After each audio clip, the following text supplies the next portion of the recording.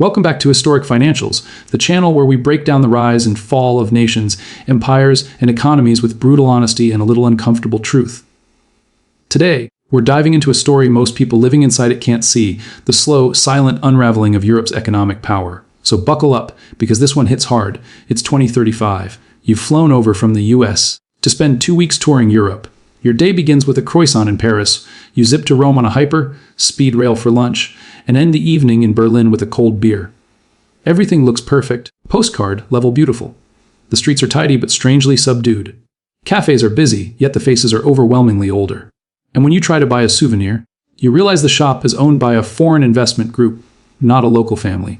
In fact, large portions of Europe's ports, grids, factories, and even housing are now controlled by outside investors. What you're walking through isn't the world's powerhouse anymore, it's the world's most elegant museum. Back in 2008, Europe and the US were almost equal in economic size. Today, the American economy has raced beyond 27 trillion, while Europe is stuck under 18 trillion. The difference between them is now the size of an entire Japan. So what happened? How did a continent with unmatched quality of life, legendary infrastructure, and centuries of accumulated wealth fall so far behind? Simple Europe didn't suffer an economic accident. It inflicted 6 deep wounds on itself. Let's break them down. 1. The Great De-Industrialization. Germany's engine stalls. For decades, Europe's prosperity was driven by German industry, machinery, automobiles, chemicals, engineering. Germany had a clever and coldly efficient economic formula: rely on American protection for security. Rely on Chinese consumers to buy exports. Rely on cheap Russian gas to run factories. This arrangement worked until it didn't. When the Nord Stream pipelines were destroyed, the foundation of German competitiveness vanished almost overnight. Chemical giants like BASF, the very companies that make ingredients used in everything from sneakers to medicine, began shutting down critical operations inside Germany. Energy prices made production financially suicidal. Instead, BASF committed billions to build new mega facilities in China, where power is cheap and regulations are minimal.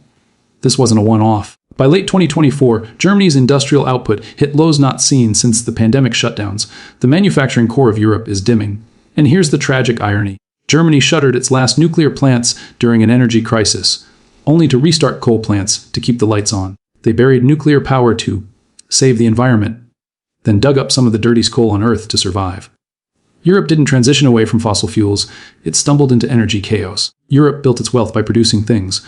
But across the continent, factories are flicking their signs from open to closed. 2. The demographic collapse, the continent of empty cradles. If de-industrialization is a heart attack, Europe's demographic decline is a terminal disease. Take Italy, a country filled with art, culture, beauty, and almost no children. Italy's birth rate recently hit around 1.18 children per woman. Replacement requires 2.1. Anything below 1.5 is considered demographic freefall. At 1.18, Italy isn't shrinking, it's disappearing. Imagine being a young Italian graduate. You're living with your parents because rent is too high, jobs are scarce, and your taxes are destined to fund the pensions of a huge elderly population. Europe's pension systems aren't backed by giant investment funds. They operate month to month. The money retirees receive now? It comes directly from the paychecks of the few young workers still left. In the 1960s, countries like Italy had 4 workers supporting each retiree. By 2050, in many European nations, that ratio could fall below 2 workers per retiree. That math cannot work. What does a young worker do when faced with that burden? They leave. They move to the US, Canada, Australia, or Switzerland. That creates a vicious spiral. Young people leave, tax base shrinks, taxes rise, more leave. Politically, no one wants to cut pensions or massively increase immigration. So leaders choose the only remaining option: delay the collapse by borrowing money. Europe isn't running out of time. It's already out of time. 3. The innovation void. Europe, the digital colony. Let's be blunt, the modern world runs on technology, and Europe has almost none of it. Quick quiz: name a European smartphone. Name a European social network. Name a European search engine. Exactly. Europe is overflowing with scientific talent. The web was born at CERN, and world-class AI labs began in London and Paris, but innovation dies under suffocating regulation, fragmented markets, and endless bureaucracy. While American and Chinese companies poured billions into AI, Europe dedicated its energy to writing regulations for technology it hadn't even built yet. The EU is fantastic at policing tech ecosystems that exist everywhere else. A startup in the US can instantly access 330 million people in one legal environment. A startup in Europe has to navigate 27 sets of rules, languages, tax offices, and labor laws. This is why European success stories like DeepMind, Skype, ARM, and Booking.com all ended up absorbed by American giants. Europe isn't building champions anymore, it's building acquisition targets. 4. Capital flight, when money votes against you. If you want the truth about an economy, watch where the money goes. European households invest far less in stocks than Americans. Because of that, European companies have a thinner pool of capital to grow from. When a European firm needs major funding, it leaves. ARM, the company behind the architecture of nearly every smartphone chip globally, is British. But when it went public, it chose New York, not London. Spotify trades in New York. BioNTech, New York. Even Birkenstock listed in the US. Europe's own corporations don't trust Europe's capital markets.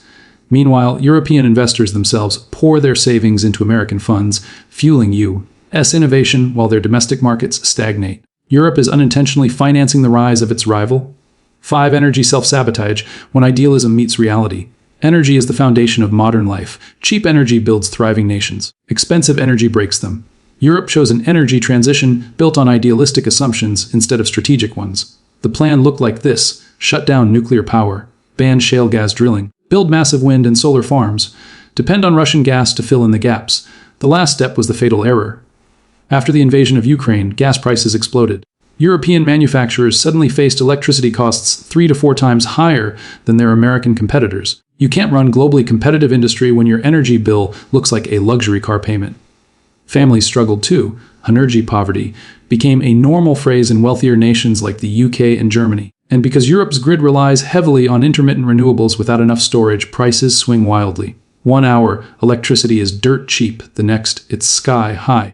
Europe tried to lead the world in going green. Instead, it made itself dependent, expensive, and unstable. 6. The geopolitical dependency, the end of America's umbrella. For 75 years, Europe has enjoyed an American security guarantee.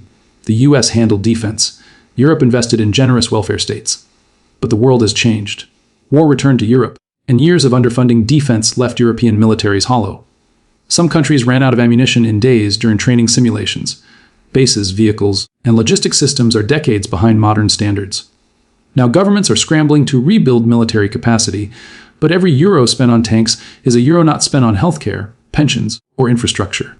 With a stagnant economy and a shrinking population, the numbers simply don't add up. In 2024, former ECB President Mario Draghi issued a stark warning: without radical change, Europe faces a slow agony. He estimated that Europe needs around $800 billion a year just to remain competitive with the US and China. But that level of cooperation requires unity, and Europe is deeply fractured. 2 futures. Draghi's warning leaves Europe with 2 possible destinies. Future A, the revival. Europe reforms, embraces nuclear energy, incentivizes families, invests in innovation, removes regulatory shackles, integrates capital markets, and acts like a unified economic power. Painful? Yes. Possible? Also yes. Future B, the museum. The path Europe is currently on. A continent that becomes a serene, aging, beautifully preserved showcase of history rather than a center of power. People visit to admire the past, not witness the future. The lights won't go out all at once. They'll dim slowly, year after year. And that's the tragedy. Europe once shaped the entire modern world, but wealth and greatness are never guaranteed. Complacency consumes empires.